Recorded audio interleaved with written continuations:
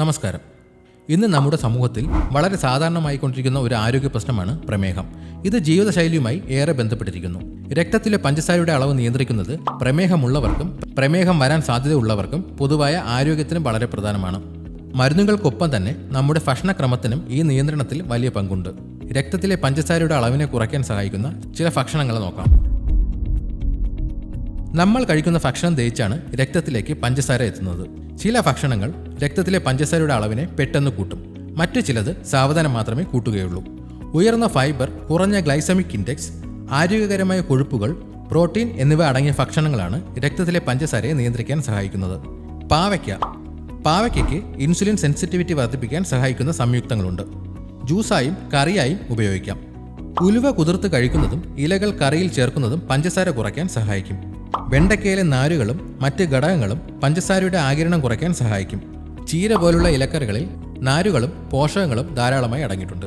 പഴങ്ങളിൽ സ്വാഭാവിക പഞ്ചസാര ഉണ്ടെങ്കിലും നാരുകൾ കൂടുതലുള്ള ഗ്ലൈസമിക് ഇൻഡെക്സ് കുറഞ്ഞ പഴങ്ങൾ തിരഞ്ഞെടുക്കാം. സ്ട്രോബെറി, ബ്ലൂബെറി പോലുള്ള പഴങ്ങളിൽ ആൻറ്റി ഓക്സിഡൻറ്റുകളും നാരുകളും ധാരാളമായി അടങ്ങിയിട്ടുണ്ട്. ആപ്പിളിൽ നാരുകൾ കൂടുതലായതിനാൽ പഞ്ചസാര സാവധാനത്തിൽ മാത്രമേ രക്തത്തിലെത്തുകയുള്ളൂ. തൊലിയോടുകൂടി പേരയ്ക്ക കഴിക്കുന്നത് നാരുകൾ കൂട്ടും. ഓറഞ്ച് പോലുള്ള മറ്റു സിട്രസ് പഴങ്ങൾ കഴിക്കുന്നത് വിറ്റാമിൻ സിയും നാരുകളിൽ ലഭിക്കാൻ നല്ലതാണ്. ഓട്സിലെ നാരുകൾ പഞ്ചസാരയുടെ ആഗിരണം വൈകിപ്പിക്കും. വെളുത്ത അരിയേക്കാൾ നാരുകൾ കൂടുതലുള്ള തവിടുള്ള അരി ഉപയോഗിക്കുക. പ്രോട്ടീനും നാരുകളും ധാരാളം ഉള്ളതുകൊണ്ട് തന്നെ പഞ്ചസാരയെ നിയന്ത്രിക്കാൻ സഹായിക്കുന്ന കടല, ചെറുപയർ, പരിപ്പ് വർഗ്ഗങ്ങൾ എന്നിവ ഉപയോഗിക്കാം. ആരോഗ്യകരമായ കൊഴുപ്പുകൾ, പ്രോട്ടീൻ, നാരുകൾ എന്നിവയാൽ സമ്പുഷ്ടമായ ബദാം കഴിക്കുന്നത് നല്ലതാണ്.